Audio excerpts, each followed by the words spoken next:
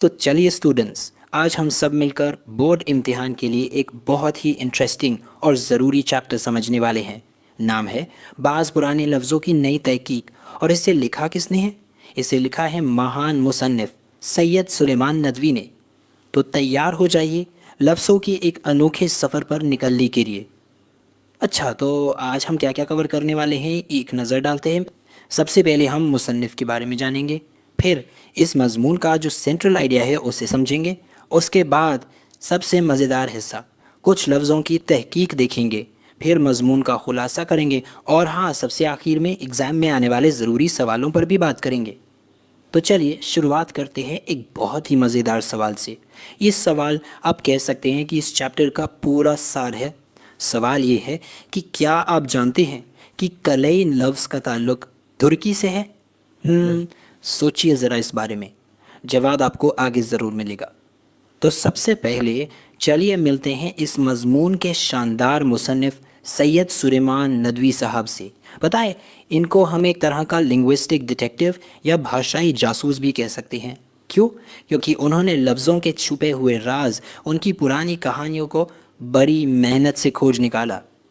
अब देखिए, इस स्लाइड में जो बात है ना, वो सच में बहुत ख़ास है। एक तो उनका गहरा इल्म और दूसरा बिहार की सरजमीन से उनका ताल्लुक़। और यही बात इस चैप्टर को हम सबके लिए और भी स्पेशल बना देती है। हाँ, एक और बात, ये जो तारीख़ी और ख़ास बातें हैं, इन्हें ज़रूर नोट कर लीजिए। ऑब्जेक्टिव सवालों में ये बहुत काम आएंगी। तो यहाँ सबसे ज़रूरी बात जो समझने वाली है वो ये है कि नदवी साहब सिर्फ़ एक राइटर नहीं थे। नहीं, वो एक बहुत बड़े मुहक्किक थे। मतलब एक रिसर्चर, एक ऐसे रिसर्चर जिन्होंने ज़बान और तारीफ़ के समंदर में, आप कह सकते हैं, गहरे गोते लगाए।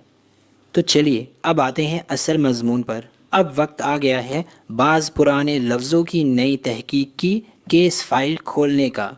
देखते हैं कि नदवी साहब ने लफ्ज़ों के कौन कौन से राज खोले हैं।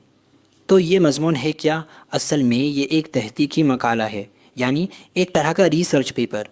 इसमें क्या किया गया है? इसमें उन लफ्ज़ों की जड़ों को, उनकी असलियत को खोजा गया है जिन्हें हम और आप रोज़ इस्तेमाल करते हैं। और ये बताया गया है कि देखिए वक्त के साथ इनके मायने कैसे बिल्कुल पलट गए। और ये देखिए, ये जो कोटेशन है ना, ये मुसन्निफ़ के अपने अल्फाज में है। और ये इस चैप्टर की, आप कह सकते हैं, जान है। ज़बान भी दूसरी चीज़ों की तरह बदलती रहती है, उसके अल्फाज नए मानी पहनते और पुराने छोड़ते रहते हैं। सच कहूँ तो बस ये एक लाइन ही इस पूरे चैप्टर का निचोड़ है, इसका पूरा सार है। तो अब आते हैं सबसे इंटरेस्टिंग हिस्से पर, यानी खुद तहकीक पर। चलिए कुछ ऐसे लफ्ज़ों को देखते हैं जिन पर नदवी साहब ने अपनी रिसर्च की। और हाँ, इम्तिहान के लिहाज से ये बहुत बहुत ज़्यादा ज़रूरी हैं, तो बिल्कुल ध्यान से सुनिएगा। अब ज़रा इस लफ्ज़ को देखिए, नाश्ता। आज हमारे लिए इसका मतलब है सुबह का खाना, ब्रेकफास्ट। लेकिन क्या आप जानते हैं इसका असल मतलब था भूखा रहना, मतलब फाका करना। सोचिए, वक्त के साथ मतलब बिल्कुल ही पलट गया। तो ये टाइमलाइन देखिए, ये इस लफ्ज़ के पूरे सफ़र को दिखाती है। देखिए शुरू कहाँ से हुआ। फ़ारसी में एक लफ्ज़ था नहार, जिसका मतलब था खाली पेट। फिर उर्दू में ये बना नहार तोड़ना, यानी फाका तोड़ना। और आज ये सिर्फ सुबह का पहला खाना बनकर रह गया है ना कमाल की बात कि एक लफ्ज़ का मतलब इतना कैसे बदल सकता है। इस बदलाव को मुसन्निफ़ ने अपनी किताब में इतनी खूबसूरती से समझाया है। चलिए किताब के उसी अहम पैराग्राफ को एक साथ समझते हैं, ताकि ये जो कॉन्सेप्ट है ये दिमाग में हमेशा के लिए बैठ जाए। अच्छा, याद है मैंने शुरू में एक सवाल पूछा था कलई के बारे में? तो लीजिए उसका जवाब आ गया। कलई शब्द असल में किसी चीज़ का नाम नहीं है, बल्कि तुर्किस्तान के एक शहर कला के नाम से आया है, जहाँ ये ख़ास धातु मिलती थी और जो इसके लिए बहुत मशहूर था। तो देखा, लफ्ज़ एक जगह के नाम से बन गया। एक और बहुत अच्छी मिसाल है लफ्ज़ अहल की। देखिए पहले इसका इस्तेमाल सिर्फ ख़ानदान या बीवी के लिए होता था, लिमिटेड था। लेकिन अब इसका दायरा कितना बढ़ गया है। हम कहते हैं अहली कलम, मतलब लिखने वाले लोग। अहली वतन, मतलब देश के लोग। तो ये क्या दिखाता है? यही कि जैसे जैसे हमारा समाज बदलता है, हमारी ज़बान भी उसके साथ साथ बदलती है, डेवलप होती है। और ये वाली मिसाल तो और भी हैरान करने वाली है। लफ्ज़ है अहमक। आज हम इसे बेवकूफ़ी के लिए इस्तेमाल करते हैं, है ना? पर इसकी जड़ें कहाँ हैं? یہ عربی کے ایک ایسے بازار کے نام سے آیا ہے جہاں کاروبار بہت ٹھنڈا بہت سست چلتا تھا۔ تو دیکھیے لفظوں کی جڑیں کتنی ان ایکسپیکٹڈ ہو سکتی ہیں۔ تو یہ سب تحقیق دیکھنے کے بعد آخر میں نتیجہ کیا نکلتا ہے؟ اس تحقیق کا کنکلوژن کیا ہے؟ چلیے اب اس چیپٹر کے خلاصے کو، اس کے مین پوائنٹس کو شارٹ میں سمجھتے ہیں۔ دیکھیے اس پورے چیپٹر سے بس یہ 3 باتیں گاٹھ باندھ لینی ہیں، ٹھیک ہے؟ پہلی بات، زبانیں کبھی رکتی نہیں ہیں، وہ ہمیشہ بدلتی رہتی ہیں، زندہ ہوتی ہیں۔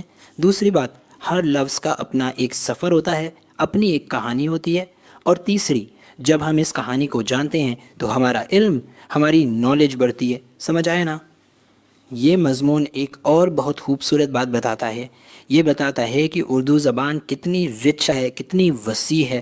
اس کو ایسے سمجھیے، جیسے ایک بڑی ندی میں کئی چھوٹی چھوٹی ندیاں آ کر مل جاتی ہیں نا، بالکل ویسے ہی اردو میں عربی، فارسی اور نہ جانے کتنی زبانوں کے الفاظ آ کر ملے ہیں اور اسے اور بھی خوبصورت بنا دیا ہے۔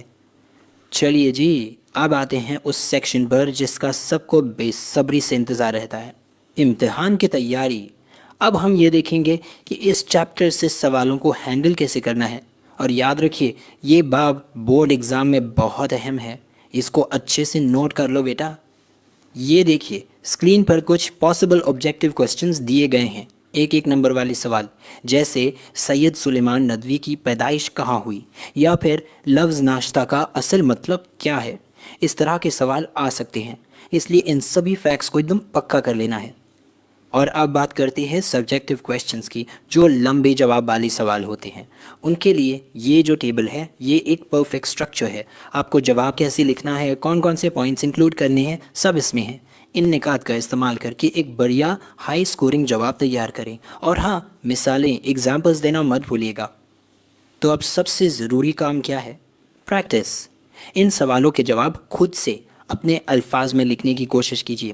یاد رکھیے جتنی زیادہ پریکٹس کریں گے اتنے ہی اچھے نمبر آئیں گے۔ تو چلیے اب شروع ہو جائیے۔ آل دا بیسٹ۔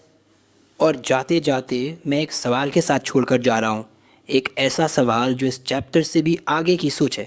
سوال یہ ہے کہ کسی بھی زبان کو زندہ رکھنے کے لیے، اسے فریش اور وائبرنٹ بنائے رکھنے کے لیے سب سے ضروری کیا ہے؟ اس پر ضرور سوچے گا، اور ہو سکے تو اپنے دوستوں سے اس پر بات بھی کیجیے گا۔